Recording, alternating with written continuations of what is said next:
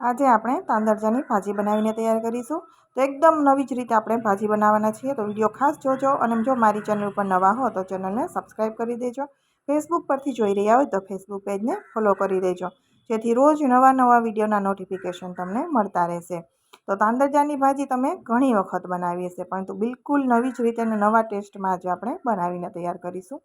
તો એના માટે એક બંચ એટલે કે એક પણી જે આપણે મોટો તાંદરજાનો બજારમાં માર્કેટમાં મળે એ મેં લીધો છે। એના સરસ ચોખ્ખા જે પાંદ હોય એ બધા લઈ અને આપણે કાપી લીધા છે અને એને ધોઈને સાઈડમાં રાખી દીધા છે।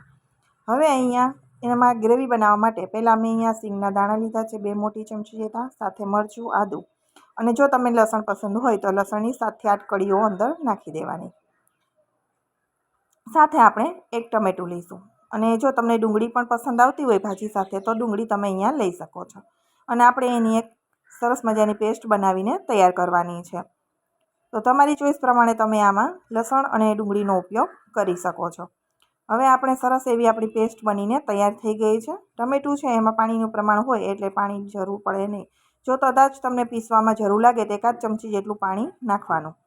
હવે પેસ્ટ આપણી સાઈડમાં રાખી દઈશું અને હવે આપણે વઘાર માટે પહેલાં આપણે ભાજીનો કરીશું, એટલે 1 ચમચી જેટલું તેલ નાખવાનું છે, વધારે નહીં। સાથે આપણે ચપટી હિંગ નાખી દઈશું અને જે ભાજી આપણે સમારીને ધોઈને રાખી છે એ ભાજી હવે આપણે અહીંયા પહેલાં નાખી દેવાની છે। ગેસની ફ્લેમ અત્યારે મીડિયમ ટુ હાઈની વચ્ચે છે। ભાજી છે એને આ રીતે તેલમાં સાતળીશું એટલે સમય બિલકુલ લાગતો નથી। 2 થી 3 મિનિટમાં જ ભાજી એકદમ સરસ રીતે કૂક થઈ જાય છે। તમે જોશો ને થોડી જ વારમાં નીચે બેસી જશે, સમય ઓછો લાગે છે કેમ કે પાંદું હોય તો એમને પકવામાં સમય ઓછો લાગે છે। બધા આપણે જે રેગ્યુલર શાક હોય એના કરતાં ભાજી બનાવવામાં ફટાફટ થતી હોય છે। તો અહીંયા 2 થી 3 મિનિટમાં તમે જુઓ ને ભાજી છે ને એકદમ નીચે આવી ગઈ છે, એટલે કે સરસ એવી કૂક થઈ ગઈ છે। તો આપણે એને એક પ્લેટમાં અલગથી કાઢી લઈશું આ રીતે શેકીને।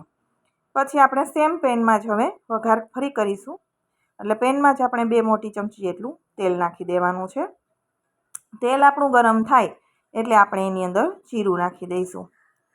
જીરું ફૂટકવા લાગે સરસ એવું, ત્યાર પછી આપણે એની અંદર ચપટી જેટલી વઘાર માટે હિંગ નાખીશું અને અહીંયા એક સૂકું મરચું છે એને મેં ટુકડા કરીને નાખ્યા છે અને સાથે એક લીલા મરચાંના 2 ફાડા કરી દીધા છે, જેથી ભાજી છે ને લુક વાઇઝ સરસ લાગે ને મરચું ખાવામાં પણ સારું લાગે છે ભાજીની અંદર આ રીતે। હવે બનાવેલી આપણે ટમેટાની જે ગ્રેવી બનાવીને પેસ્ટ રાખી છે સિંગની એ આપણે પહેલાં નાખી દેવાની છે અને જ્યારે આપણે સિંગની પેસ્ટ નાખીએ ત્યારે ગેસની ફ્લેમ આપણે લો કરી દેવાની, જેથી તરત સિંગ છે ને નીચે ચોંટે નહીં અને તેલમાં આપણે આ રીતે સરસ રીતે 2 મિનિટ જેવું સાતળી લઈશું। પછી આપણે એની અંદર મસાલા કરી દઈએ।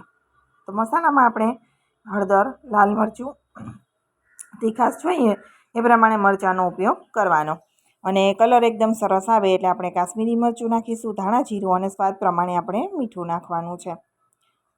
બધી જ વસ્તુને આપણે સરસ રીતે પેસ્ટ સાથે મિક્સ કરી દઈશું અને પેસ્ટને આપણે કૂક કરવાની છે, જેથી એમાંથી તેલ પણ છૂટું પડી જાય અને શાકનો ટેસ્ટ એકદમ સરસ એવો આવશે। ગેસની ફ્લેમ લો રાખી 3 મિનિટ જેવું આપણે રાખીશું, વધારે નહીં। નીચે બેસવાની શક્યતા રહે એટલે વધારે કૂક નહીં કરવાનું। 3 મિનિટ જેવું થાય, 2 થી 3 મિનિટ થોડી જ વાર માટે, પછી આપણે એને ચલાવી દેવાનું। તો અહીંયા પેસ્ટમાંથી તેલ છે ને એકદમ સરસ છૂટું પડે છે। તેલ સિંગ છે એટલે ચૂસાશે નહીં। જો ગાંઠિયાની કેવી ગ્રેવી હોય તો ચણાના લોટનો ભાગ હોય તો તેલ ચૂસાઈ જાય, આમાં ચૂસાશે નહીં, મૂકશે। હવે આપણે એની અંદર જે ભાજી પકાવીને રાખી છે ને એ નાખી દઈશું અને ભાજીને બધા મસાલા સાથે 3 મિનિટ જેવું એને પણ આ રીતે રાખીશું। ગેસની ફ્લેમ મેં મીડિયમ કરી દીધી હતી। તો અહીંયા તમે જોઈ શકો, જો તમારે સૂકી શાક ખાવું હોય આ રીતે તો ભાજીનું શાક અત્યારે બનીને તૈયાર થઈ ગયું છે। હવે તમારે સાઈડમાં ચમચી તેલ મૂકી અને જેમ પાલકને લસણી વઘાર આપીએ છીએ એ રીતે તમે બ્રાઉન કલરના લસણના ટુકડા થાય ત્યાં સુધી વઘાર કરી અને પછી નાખી દો તો તમારી ભાજી રેડી છે।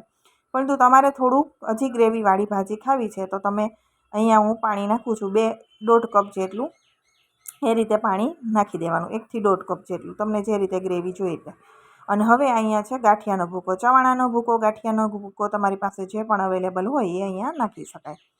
નાખી અને ફરી આપણે કવર કરી દઈશું અને લો ફ્લેમ ઉપર 5 મિનિટ માટે આપણે રાખીશું। તેલ છૂટું પડી જશે, ભાજીનો કલર બદલાઈ જશે અને એકદમ સરસ એવું થઈ જશે। ગાંઠિયા છે એટલે પાણી એમાં તેલ ચૂસાવાની કોઈ શક્યતા રહેશે નહીં। ગાંઠિયાનો ભૂકો છે તો એ પણ તેલવાળો હોય છે। હવે સાથે આપણે અહીંયા ચપટી કિચન કિંગ મસાલો અથવા તો ગરમ મસાલો તમને જે અનુકૂળ હોય એ નાખવાનો તો ભાજી આપણી બનીને અત્યારે તૈયાર થઈ ગઈ છે. હવે તમને મેં આગળ કહ્યું એમ કે ભાજી તૈયાર થઈ ગયા પછી તમે લસણનો વઘાર કરી શકાય. ચમચી તેલ મૂકી લસણને બ્રાઉન કલરનું થાય પછી તમારે એ વઘાર અહીંયા ભાજીની ઉપર નાખી દેવાનો. તો પાલો આપણે અત્યારે તાંદળજાની ભાજી છે હવે બનીને તૈયાર થઈ ગઈ છે. તમને મારી રેસીપી કેવી લાગી છે એ કોમેન્ટ બોક્સમાં જરૂરથી જણાવજો. વિડીયો પસંદ આવે તો વિડીયોને લાઇક આપજો, વધુમાં વધુ લોકો સાથે શેર કરજો. એકદમ અલગ રીતે જ આજે આપણે તાંદળજાની ભાજી બનાવીને તૈયાર કરી છે. તો લુકમાં પણ તમે જોશો તો ખાવાનું મન થઈ જાય એવી સરસ બનીને તૈયાર થઈ જાય. અને તમે એકવાર ટ્રાય કરજો, બહુ સરસ એવી બનશે અને કંઈક નવી જ લાગશે, બાળકોને પણ પસંદ આવશે. મસાલો છે એ તમારે ખાસ નાખવાનો છે, તેનાથી તમને બજાર જેવો સ્વાદ આવશે. ફરી મળીશું નવા વિડીયો સાથે. આવજો.